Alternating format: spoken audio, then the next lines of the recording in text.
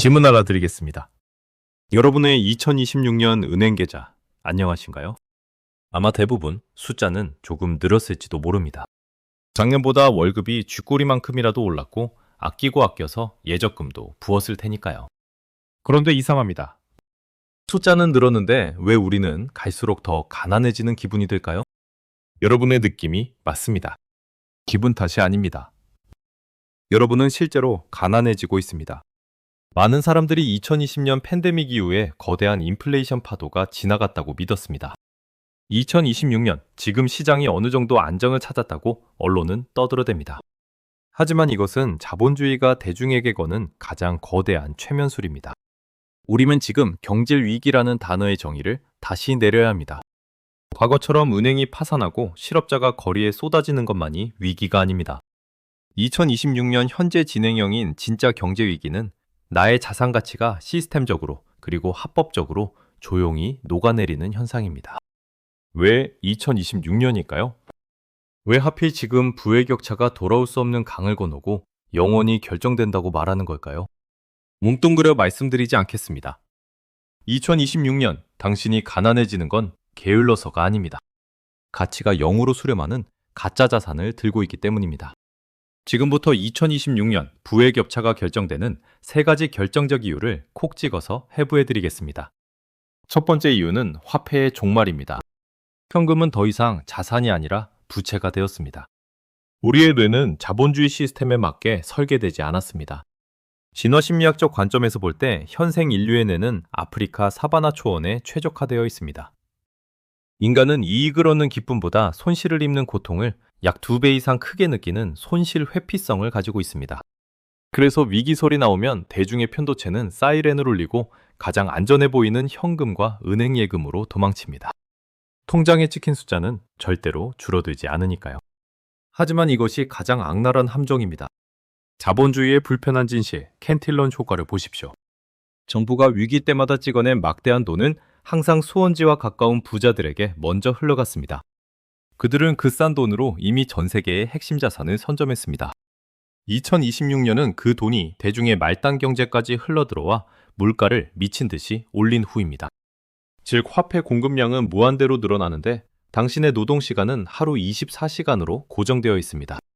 무한히 늘어나는 종이돈과 고정된 노동을 바꾸는 게임을 지속하는 한 당신의 구매력은 물리적으로 파괴될 수밖에 없습니다. 두 번째 이유는 소유권의 격차입니다. 이것이 가장 무서운 이유입니다. 노동의 가치가 영원에 수렴하고 있습니다. 2026년 지금 세상을 돌아보십시오. 과거에는 인간 노동자가 공장을 돌리고 문서를 작성했습니다. 기업이 돈을 벌려면 사람을 고용해야 했고 그 임금으로 대중은 부를 쌓았습니다.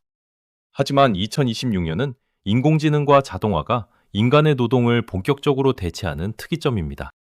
이제 기업은 더 많은 서버와 인공지능 모델을 구축할 뿐입니다. 이 막대한 부는 누구의 주머니로 들어갈까요? 부의 원천이 노동소득에서 시스템 소유권으로 완전히 이동했습니다. 이제 부는 일에서 버는 게 아니라 인공지능이라는 디지털 노예를 소유한 지분, 즉 주식에서만 나옵니다. 노동으로 돈을 버는 속도가 자본이 돈을 복사하는 속도를 절대 따라잡을 수 없게 된 것입니다. 진짜 부자들은 월급을 모으는 대신 세상을 지배하는 1등 기업들의 주식을 사모읍니다. 전 세계인의 시간과 데이터를 독점하는 기업의 지분이 없는 사람은 이제 자본주의 시스템에서 영원히 하층민으로 배제됩니다. 세 번째 이유는 희소성의 이동입니다. 부자들은 이미 문을 걸어 잠갔습니다. 부자들은 바보가 아닙니다. 그들은 이미 종이돈의 유통기한이 끝났음을 알고 있습니다. 그래서 발행량이 딱 정해져서 정부나 중앙은행이 절대 건드릴 수 없는 자산으로 대피를 마쳤습니다. 역사적으로 증명된 물리적 희소성인 금과 핵심지 부동산, 그리고 알고리즘으로 총 발행량이 2100만 개로 영원히 고정된 수학적 희소성인 비트코인입니다. 과거에는 비트코인을 투기로 치부했지만 월스트리트의 거대 자본이 왜 이것을 쓸어담고 있을까요? 그들은 정부가 마음대로 공급량을 늘려 가치를 훼손할 수 없는 완벽하게 통제된 희소성의 프리미엄을 지불하고 있는 것입니다. 2026년은 대중이 뒤늦게 이 자산들을 사려고 해도 이미 가격이 안드로메다로 가버려 진입 자체가 불가능해지는 두의 사다리가 끊기는 해입니다. 무한한 종이돈을 믿고 노동에 매달린 사람과 한정된 희소자산과 인공지능 생산성 지분을 선점한 사람 사이의 간격은 이제 산술급수가 아닌 기하급수적으로 벌어집니다. 여러분, 지금까지의 이야기가 조금은 불편하고 아프게 들리셨을 수도 있습니다. 열심히 땀 흘려 일하고 절약하며 사는 성실한 분들에게 가혹한 팩트, 폭행일 테니까요. 하지만 룰을 모르면 게임에서 결코 이길 수 없습니다. 기득권들은 대중이 똑똑해져서 자신들의 파일을 빼앗아가는 것을 원치 않습니다. 2026년, 이제는 노력의 양이 아니라 어떤 형태의 자산을 들고 있느냐가 계급을 결정합니다. 하지만 늦지 않았습니다. 오늘 이 영상을 통해 시스템의 민낯을 확인하셨다면 당장 행동을 바꾸면 됩니다. 첫째, 현금 쓰레기통에서 탈출하십시오. 가격이 떨어진다고 두려워하는 뇌의 본능을 이겨내고 가만히 누워 가치가 녹아내리는 종이돈을 절대적 희소성을 가진 자산으로 이동시키십시오. 둘째, 글로벌 1등 기업의 주주가 되십시오. 세상을 지배하고 룰을 만드는 거대한 기업들의 지분을 모아 세상에서 가장 똑똑한 천재들과 알고리즘이 나를 위해 일하게 만드십시오.